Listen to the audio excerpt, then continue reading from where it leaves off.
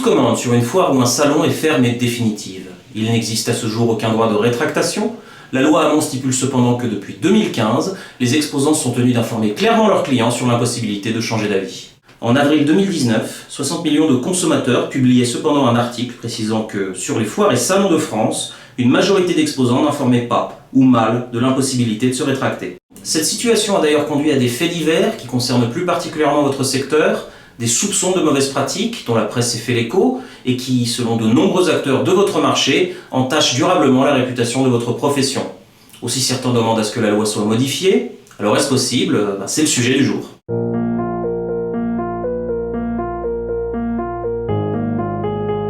Notre confrère Le Progrès a publié, en avril et en juin dernier, les témoignages de particuliers ayant participé à la foire de Lyon et se disant floués par un cuisiniste. Alors le premier papier relate les mésaventures d'un couple qui, venu à la foire pour y dénicher une table, en sont repartis avec une cuisine de 20 000 €. Ils s'estiment aujourd'hui victimes de commerciaux trop pressés de conclure la vente et, à les en croire, ils ignoraient que le consommateur ne disposait pas d'un délai de rétractation sur une foire ou un salon. Alors le second article du Progrès relate une mésaventure similaire, à cela près qu'il s'agit cette fois-ci d'une septuagénaire atteinte de la maladie d'Alzheimer, accompagnée par un ami de 90 ans, et qui s'est engagé pour une cuisine de 96 469 €. L'ensemble est en chêne massif, il se compose de 23 éléments pour un montant de 53 878 €, de 11 appareils électroménagers d'un montant de 14 000 €, et puis bon après j'imagine qu'il y a le plan de travail, la pause, le reste, etc. Enfin, bon prince, nous dit l'article, le cuisiniste a accordé un rabais et ramené le prix global à 79 000 €. Le papier du Progrès précise d'ailleurs que la cliente a dû donner dans la foulée 2 chèques d'acompte de 15 800 €, soit une avance de 31 600 €, sans avoir vu la cuisine, sur le stand ou même en catalogue. Elle n'a pas pu non plus se faire une idée précise de l'habillage des meubles, aucun échantillon n'étant disponible. En fait, le vendeur lui a demandé de se déplacer à l'usine pour faire son choix. Les particuliers cités dans les articles du Progrès ont naturellement consulté des avocats, en espérant pouvoir faire annuler les ventes, au motif pour certains qu'ils ne savaient pas qu'ils ne disposaient pas d'un délai de rétractation, pour d'autres que les codes des cuisines manquaient de précision, et enfin pour la dame dont nous venons de parler, au motif que son état de santé altérait sa capacité à conclure un contrat.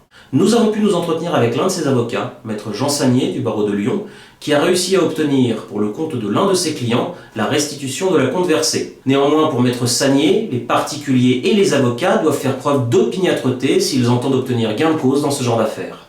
La première des choses, qui est quand même extrêmement importante, c'est d'être déterminé à annuler la vente. Les gens ont consulté 2 confrères avant d'arriver au cabinet. Et ces 2 confrères ont dissuadé d'aller plus loin. Soit, mais alors comment expliquer la réticence dont font preuve certains avocats à entreprendre des démarches, voire même une action en justice pour que leurs clients obtiennent gain de cause?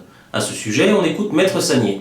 Il faut déjà poser le principe de l'exception extraordinaire dont bénéficient les vendeurs de foire, avec ce lobbying qui a été extrêmement bien fait, puisqu'il bénéficie quand même de cette impossibilité de se rétracter, qui est tout à fait anormale dans le droit de la consommation. Pour autant, l'arsenal juridique dont disposent les avocats dans ce genre d'affaires n'est pas négligeable, à en croire maître Jean Sagnier, qui évoque notamment une jurisprudence bien spécifique qui peut être utilisée dans ces cas précis. Il fait référence à la Cour d'appel de Grenoble qui, en 2008, a ouvert une brèche, nous dit-il, dans la possibilité d'annuler ses ventes, en permettant aux consommateurs de démontrer qu'ils ne sont pas venus sur la foire avec l'intention d'acheter s'ils ne s'y sont pas rendus avec un plan coté. La Cour d'appel de Grenoble, dans une décision du 15 décembre 2008, va dire que dès lors que les vendeurs n'ont pas eu à leur disposition un plan coté, comme le travaillerait un véritable cuisiniste dans son magasin, lorsque le client n'a pas ce plan, eh bien, la Cour d'appel a considéré que la vente était annulable. Toutefois, pour trouver une solution durable à cette situation qui, de l'avis de tous ou presque, porte préjudice à l'image de votre profession, de nombreux acteurs pensent que la réponse ne peut être que législative. Or, il se trouve qu'une proposition de loi, allant dans ce sens, a été enregistrée à la présidence de l'Assemblée nationale le 5 juin 2019. Il s'agit de la proposition numéro 2000, qui vise à instaurer un délai de rétractation au bénéfice du consommateur dans les foires et salons. Elle a été présentée par Madame la députée Marie-France Leroux et co-signée par 14 de ses collègues. Cette proposition de loi qui a pour but de permettre aux consommateurs d'aborder les foires et salons en toute sérénité, se sachant couvert par un dispositif simple et dont la connaissance est répandue, a été renvoyé à la Commission des affaires économiques, à défaut de constitution d'une commission spéciale dans les délais prévus par les articles 30 et 31 du règlement. À la question de savoir quand la dite commission entend se pencher sur cette proposition de loi, le service de presse de l'Assemblée nationale nous a répondu la chose suivante. Pour pouvoir être examiné en commission puis en séance publique, tout texte, projet ou proposition de loi, doit d'abord être inscrit à l'ordre du jour de l'Assemblée nationale. L'ordre du jour est déterminé par la conférence des présidents, qui se réunit chaque semaine, généralement les mardis matins.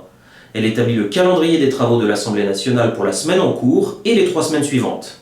De fait, un texte, bien que déposé et formellement renvoyé à la commission compétente, peut ne jamais être inscrit à l'ordre du jour si la conférence des présidents n'en propose pas l'examen.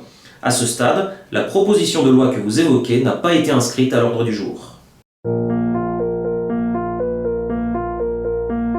Nous avons donc soumis la réponse que nous avons obtenue du service de presse de l'Assemblée nationale à Madame la députée, Marie-France Leroux, en lui demandant ce qu'elle en pensait. Voici sa réponse. Malheureusement, les députés non inscrits, dont je fais partie, ne sont pas représentés à la conférence des présidents qui fixe l'ordre du jour de l'Assemblée nationale. Pour tenter de contourner ce défaut organisationnel et institutionnel, j'ai soumis ma proposition de loi à la co-signature de mes collègues, dans l'espoir que certains d'entre eux en voient la pertinence et, étant représentés à la conférence du président car appartenant à un groupe politique, demandent son inscription à l'ordre du jour ou s'en trouvent inspirés et déposent un texte similaire. Force est de constater que rien de tout cela ne s'est produit. Sans l'intervention d'un député appartenant à un groupe politique, j'ai peur que cette proposition de loi n'aboutisse jamais. D'après Marie-France Leroux, l'espoir de voir cette proposition de loi soumise au vote des députés semble donc ténu. Toutefois, une proposition de loi semblable, qui compte elle 74 co-signataires, a été déposée au Palais du Luxembourg par la sénatrice Dominique Estrosi Sassone. Enregistrée à la présidence du Sénat le 18 juin 2019, cette proposition a été envoyée à la Commission des affaires économiques sous réserve de la constitution éventuelle d'une commission spéciale dans les conditions prévues par le règlement. Néanmoins, Madame la sénatrice espère et pense même que la majorité sénatoriale accueillera favorablement son texte. Voici ce qu'elle nous a confié. J'ai déposé cette proposition de loi avec l'ambition de pouvoir la défendre en séance publique et la faire adopter. Dans le cas contraire, il me serait possible de la redécouper sous forme d'amendement pour l'introduire dans une proposition ou un projet de loi qui devrait toutefois impérativement traiter de droit de la consommation. Actuellement, l'inscription à l'ordre du jour du Sénat n'est pas prévue. J'espère néanmoins pouvoir la faire inscrire au début de l'année 2020 au plus tard. Pour sa part, la rédaction de Cuisine et Vin Magazine ne manquera pas de vous tenir informé des évolutions éventuelles dans ce dossier.